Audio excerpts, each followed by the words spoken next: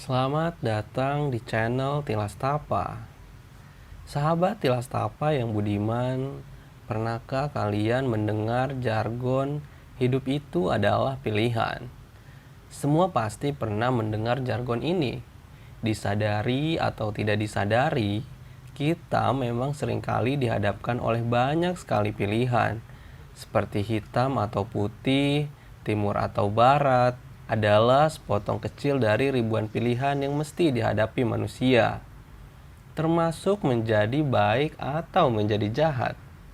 Seperti halnya cerita yang akan dibawakan Tilas Tapa kali ini. Kisah pertengkaran penduduk neraka dan penduduk surga di alam sana. Bagaimana bisa pertengkaran itu terjadi? Tanpa menunggu lama lagi, tetap tenang dan selamat menyaksikan. Berawal dari perjalanan dua sahabat yang sudah saling mengenal sejak masih duduk di bangku SMA. Mereka berdua adalah Saprol dan Farhan. Dari sisi finansial, Saprol lebih terlihat mapan hidupnya dibanding Farhan, karena Saprol adalah seorang kontraktor yang sudah banyak memenangi tender di mana-mana. Sementara Farhan hanya seorang supir truk pasir. Dalam kesehariannya, Saprol dikenal dengan ketegasannya saat memimpin perusahaan yang ia bangun 3 tahun silam. Strateginya dalam memenangi tender memang sudah tak diragukan lagi. Karena saat masih duduk di bangku SMA, Saprol memang dikenal sebagai murid yang pintar dan jago berargumen. Tak heran bila saat ini Saprol bisa mencapai kehidupan yang serba berkecukupan. Itu semua karena kerja kerasnya membangun perusahaan. Berbeda dengan jalan hidup Farhan, ia hanyalah seorang supir truk pasir yang serba pas-pasan. Meskipun demikian, di kampung tempat Farhan tinggal, ia dikenal sebagai sosok yang sopan dan alim. Wajar saja, karena Farhan memang pernah mengenyam pendidikan pesantren selepas lulus SMA. Tak jarang, Farhan sering diminta menjadi imam masjid saat sholat berjamaah. Padahal, masih banyak para sepuh kampung yang pantas menjadi imam. Suatu malam, selepas bertemu dengan para pejabat, Saprol menghubungi Farhan untuk mengajaknya ngobrol santai di sebuah kafe dekat kantornya. "Halo Farhan, lagi di mana? Sibuk nggak?" "Enggak, Prol. Gue di rumah kok. Lagi santai. Gimana? Kopdar yuk. Ntar gue traktir kopi deh. Gue ada kabar baik buat lo. Gue tunggu di kafe tempat biasa kita ngopi. Gece ya, jangan lama-lama." "Oke, Prol. Gue berangkat sekarang." Sesampainya Farhan di kafe yang dijanjikan, ia melihat Saprol sedang membaca chat dari seseorang sambil tertawa-tawa. Kemudian Farhan menepuk pundak Saprol dari belakang. "Woi, sumringah banget loh," sapa Farhan yang mengagetkan Saprol. "Wih, brother gue udah datang. Makin ganteng aja loh. Duduk sini, duduk. Mau pesen apa?" "Tenang aja, pokoknya malam ini gue bayarin," sambut Saprol yang langsung menawarkan minuman. "Asik, banyak duit kayaknya lo. Boleh deh, gue pesen yang vanilla latte aja." Oke, bentar gue pesenin dulu ke kasir ya." Mereka pun membicarakan banyak hal malam itu, bernostalgia masa SMA, membicarakan mantan, dan rencana ke depan mereka yang saat ini masih sama-sama belum menikah. "Bro, lu udah ada rencana merit belum?" tanya Saprol kepada Farhan. "Duh, gak tahu Prol, gue belum siap," jawab Farhan sambil mengusap-usap dahinya. "Kenapa? Kendala duit ya?" "Ya, lu juga bisa lihat Prol gimana kondisi keuangan gue. Lagian kenapa sih lu gak mau gabung sama perusahaan gue? Udah tahu pendapatan supir pas-pasan. Pintu perusahaan gue selalu terbuka buat lo. Kapanpun lo mau masuk, gue pasti welcome. Apalagi perusahaan gue habis tanda tangan MOU sama Pemda. Ayolah gabung." "Nanti gue pikir-pikir dulu deh Prol." Hehe.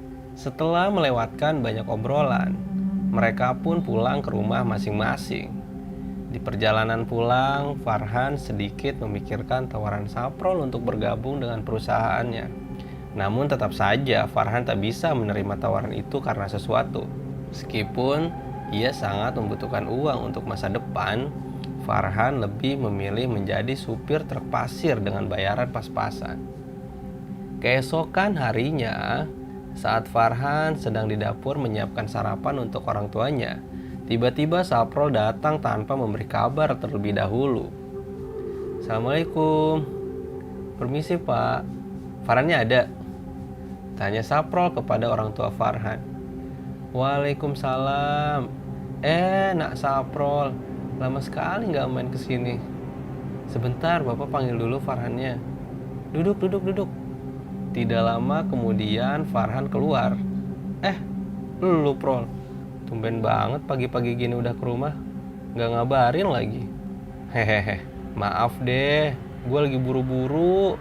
Tadi pagi gue dapat telepon dari Pak Doni, pejabat Pemda yang semalam gue temuin. Dia ngajak gue meeting di luar kota.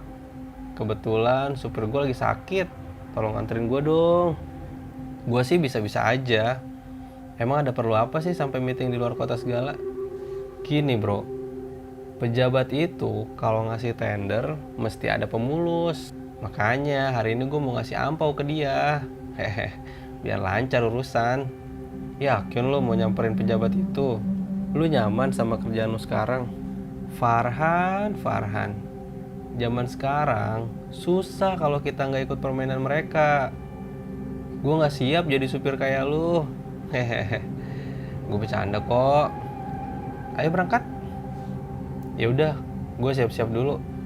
Di tengah perjalanan, Saprol masih saja merayu Farhan untuk ikut bergabung dengan perusahaannya. Namun tetap saja Farhan tak mau. "Emang kenapa sih lu nggak mau join sama perusahaan gue?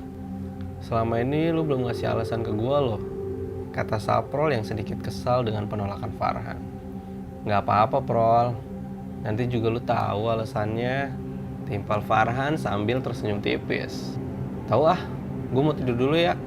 Ngantuk berat nih gue, semalam habis begadang." Saprol pun tertidur lelap dan Farhan tetap terjaga memacu laju mobil di jalan tol. Awalnya perjalanan lancar-lancar saja. Namun saat mendekati pintu keluar tol, tiba-tiba mobil yang dikendarai Farhan ditabrak mobil tronton dari arah belakang. Kondisi mobilnya ringsek, digencet tronton dan mobil di depannya. Nyawa Farhan sudah tak tertolong. Ia mati seketika di lokasi kecelakaan. Sementara Saprol tiba-tiba terbangun di suatu tempat yang luas, dipenuhi jutaan manusia. Ia tak tahu sedang ada di mana.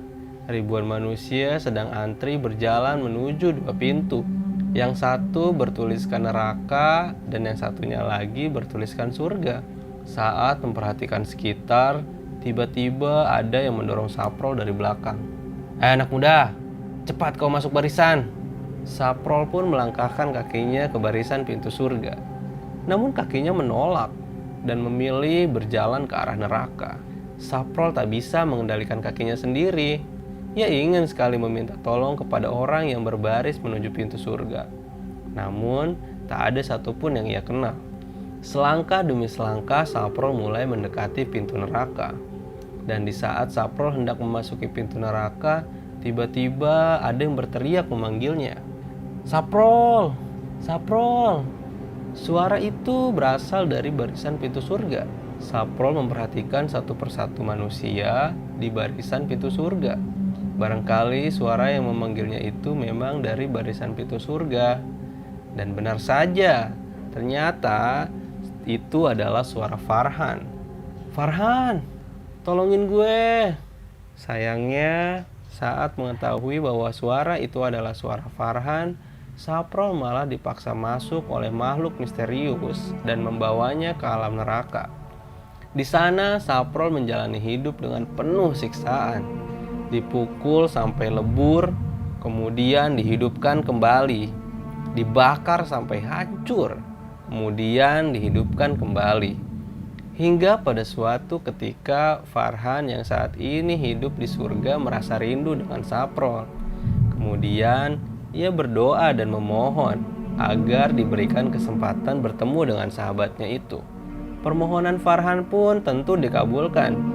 Kemudian Farhan dipertemukan Saprol di sebuah tempat antara surga dan neraka. Farhan sangat sedih melihat kondisi Saprol yang sangat mengenaskan. Tubuhnya penuh sayatan, kulitnya terkelupas, matanya bercucuran darah dan nanah. Farhan pun menyapa Saprol. "Prol, apa yang terjadi sama diri lu? Sekarang ini hidup gue penuh dengan siksaan. Tiap hari direbus, dipecut, sampai mendidih darah di badan gue. Ini akibat amal buruk gue selama hidup di dunia. Gue nyesel gak ikutin nasihat lu, Han," jawab Saprol sambil menahan rasa sakit. "Yang tabah ya, Prol. Ini udah jadi bagian lu. Gue udah coba ingetin lu, tapi lu selalu gak dengar." "Iya, Han. Gue sadar ini semua harus dipertanggungjawabkan. Terus gimana hidup lu di surga?" "Kalau di surga semua serba dilayani, Prol. Enak deh pokoknya. Tapi kadang gue suka kangen sama lu. Pengen kopdar kayak di dunia dulu." Mendengar keinginan Farhan untuk kopdar, Saprol pun menawarkan ide kepada Farhan. Han, gimana kalau kita bikin jembatan ke tempat ini? Biar kita bisa kopdar terus di tempat ini." "Gimana caranya, Prol?" timpal Farhan kebingungan. "Gampang, Han.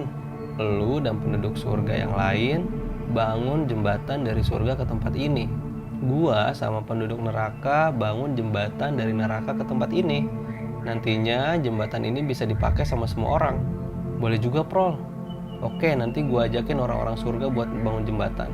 Selepas pertemuan itu pun keduanya mulai membicarakan tentang rencana pembangunan jembatan itu kepada penduduk surga dan neraka. Saprol yang lebih dulu memulai pembangunan. Dengan penuh semangat, para penduduk neraka pun merakit jembatan sedemikian rupa di bawah komando Saprol. Tak butuh waktu lama, jembatan itu pun sudah jadi. Sementara Farhan dan penduduk surga masih belum memulai. Saprol pun kesal dan berteriak memanggil Farhan. "Farhan, kenapa lu belum mulai?" Mendengar teriakan Saprol, Farhan pun menghampirinya. "Prol, kayaknya rencana pembangunan jembatan ini batal." "Gimana sih lu, Han? Ini kan udah kesepakatan kita. Kok lu seenaknya ngebatalin gitu? Gua aja udah hampir beres lagi." "Gini, Prol, gua udah ajak semua penduduk surga buat ngebangun jembatan. Tapi mereka semua gak ada yang bisa. Karena kebanyakan mereka itu santri dan para kiai. Jadi gak ngerti cara ngebangun jembatan. Kalau di neraka kan ada banyak kontraktor yang udah ahli soal pembangunan. Pejabatnya juga banyak. Jadi tolong dimaklumin deh." "Yakin lo di surga cuma ada santri sama kiai?" kata Saprol yang kesal kepada Farhan. "Enggak sih, gue yakin pasti ada juga kontraktor. Cuman mereka itu penampilannya kayak santri semua. Mungkin kontraktor yang santri." Mendengar jawaban Farhan seperti itu, Farhan pun malu dan kembali ke alam neraka dengan penuh siksaan. Saat perjalanan pulang ke neraka, tiba-tiba suara Farhan terdengar lagi. Prol, bangun Prol. Kita udah sampai nih. Bangun Prol." "Astaga. Han, di mana kita, Han? Kenapa sih lu sampai ketakutan gitu? Kita udah nyampe di tempat pejabat itu. Kita putar balik aja, Han. Gak mau gue gak mau masuk neraka." Ternyata cerita pembangunan jembatan itu hanya mimpi. Semenjak kejadian itu, Saprol perlahan mulai merubah cara kerjanya. Ia sudah tak lagi menyogok untuk memenangkan tender. Saprol yang sekarang lebih sering terlihat di masjid saat azan berkumandang. Sahabat-sahabat Tilastapa yang budiman, bagaimana pendapat kalian tentang kisah Saprol dan Farhan ini? Semoga bermanfaat. Salam Tilastapa.